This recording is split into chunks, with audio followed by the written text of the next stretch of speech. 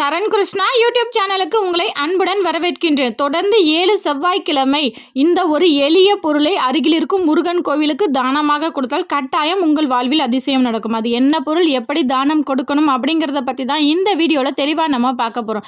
நம்ம சேனலில் உள்ள வீடியோவை ஃபஸ்ட் டைம் நீங்கள் பார்க்குறீங்க அப்படின்னா மறக்காமல் நம்ம சேனலை சப்ஸ்கிரைப் பண்ணி வச்சுக்கோங்க. நம்ம சேனலில் தொடர்ந்து குலதெய்வ பதிவுகள், ஆன்மீக தகவல்கள் வந்து கொண்டே இருக்கும். வாங்க வீடியோக்குள்ளே போகலாம். செவ்வாய் மங்களக்காரகன், பூமிக்காரகன். செவ்வாய்க்கிழமை முருகனுக்கு மிகவும் உகந்த நாள். செவ்வாய்க்கிழமை துர்க்கை அம்மனுக்கும் மிகவும் உகந்த நாள். இந்த நாளில் நம்ம முருகன் கோவிலில் இந்த ஒரு எளிய பொருளை தானம் செய்யும் போது நமக்கு கடன் இல்லாத வாழ்க்கை அமையும், பட்டம் பதவிகள் தேடி வரும், மேலும் திருமண தடைகள், சுபகாரிய தடைகள் விலகும், மாங்கல்ய தோஷம் ஏதாவது இருந்தாலும் நீங்கும். இத்தனை அற்புதமான நாளில் இந்த எளிய பொருளை நம்ம தானம் செய்யும்போது நமக்கு அனைத்து விதமான நன்மைகளும் கிடைக்கும்.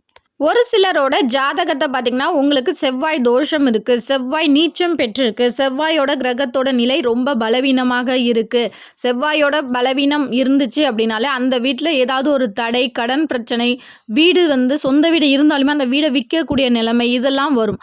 அதனால் இந்த ஒரு எளிய தானத்தை 9 வாரம் 7 வாரம் செய்யும்போது கட்டாயம் உங்களுக்கு இந்த தடைகள், இந்த பிரச்சனைகள் அனைத்துக்குமே ஒரு முற்றுப்புள்ளி வைக்கக்கூடிய ஒரு எளிய பரிகாரமாகவே இது இருக்கும்.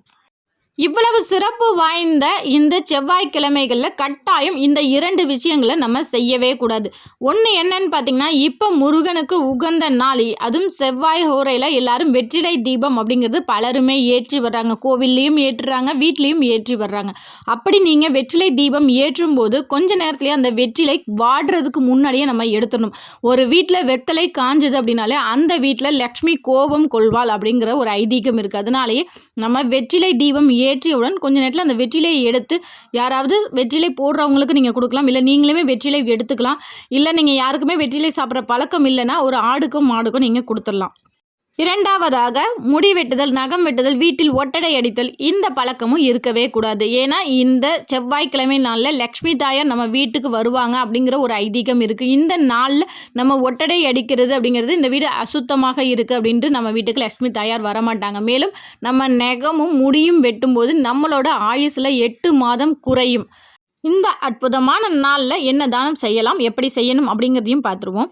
செவ்வாய்க்கிழமை காலைல எழுந்ததுமே செவ்வாய் ஹோரையில் வீட்டில் விளக்கேற்றுங்க. அதுவும் குலதெய்வத்தை வேண்டிய பிறகு நீங்கள் முருகனுக்கு விளக்கேற்றுங்கள். அவ்வாறு குலதெய்வத்தை வேண்டிய பிறகு நீங்கள் முருகனை வழிபாடு செய்யும்போது உங்களுடைய வேண்டுதல் விரைவில் நிறைவேறும்.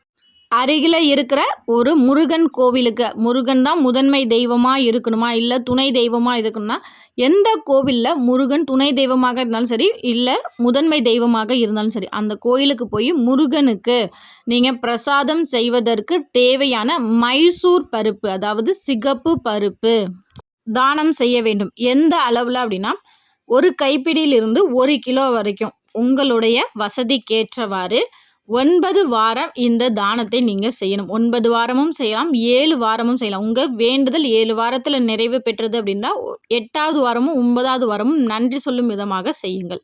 இந்த செவ்வாய்க்கிழமைக்கு உரிய நிறம் பார்த்திங்கன்னா சிகப்பு நிறம். இந்த நாளில் நம்ம சிகப்பு நிறத்தில் துவரம்பருப்பு, அதுவும் மைசூர் பருப்பு சிகப்பு நிறத்தில் இருக்கும். இந்த பருப்பை நம்ம தானம் செய்யும்போது நம்மளோட கடன்கள் அடையும், சுபகாரிய தடைகள் நீங்கும், நமக்கு செல்வ நிலை, பொருட்சேர்க்கை எல்லாமே ஏற்படும்.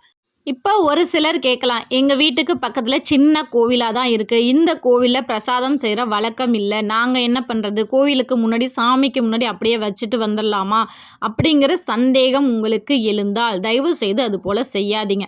நீங்கள் அப்படியே வைக்கிறதுனால அது யாருக்குமே பிரயோஜனமாகாது. பிரசாதம் செய்யும்போது அது முருகனுக்கு பிரசாதமாக வைக்கப்படும், அதனால் உங்களுக்கு பயன் தரும்.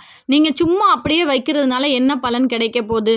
அதில் ஒரு பலனுமே கிடைக்காது. நீங்கள் என்ன செய்யலாம், நீங்கள் செவ்வாய்க்கிழமை காலையில் குலதெய்வ தீபம் ஏற்றி முருகப்பெருமானை வழிபாடு செய்து முருகனுக்கு வெற்றிலை தீபம் ஏற்றுங்கள். ஏற்றி முடித்த பிறகு அந்த தீபத்துக்கு முன்னால் உட்காந்து உங்கள் குறைகள் அனைத்தையுமே மனமுருகி வேண்டிக் கொண்டு இந்த மைசூர் பருப்பை ஒரு கைப்பிடி எடுத்து தனியாக வச்சுக்கோங்க. இல்லை 1 கிலோவாக நீங்கள் வாங்கினாலும் சரி, அதை தனியாக வச்சுக்கோங்க. வைத்து விட்டு அதை நல்லா ஊற வைத்து 2 மணி நேரம் 3 மணி நேரம் ஊற வைத்து அருகில் இருக்கிற பசுவிற்கு நீங்கள் தானமாக கொடுக்கலாம்.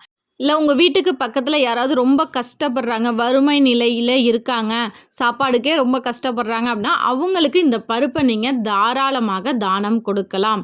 மேலும் செவ்வாய்க்கிழமைகளில் முருகப்பெருமான் கோவிலில் கண்டிப்பாக அபிஷேகம் நடக்கும். அப்போ நீங்கள் தேன் தானம் செய்யலாம். தேன் தானம் செய்யும்போது புத்திர பாக்கியம் கட்டாயம் உண்டாகும். இது நம்பிக்கையோடு செய்யுங்க. குழந்தை இல்லை அப்படிங்கிறவங்க 9 செவ்வாய்க்கிழமை முருகன் கோவிலுக்கு அபிஷேகத்திற்கு தேன் வாங்கி கொடுங்க. கண்டிப்பாக உங்களுக்கு நல்ல செய்தி விரைவில் கிட்டும். அதே போல் செவ்வாய்க்கிழமை துர்க்கை அம்மனுக்கு ரொம்பவே உகந்தது.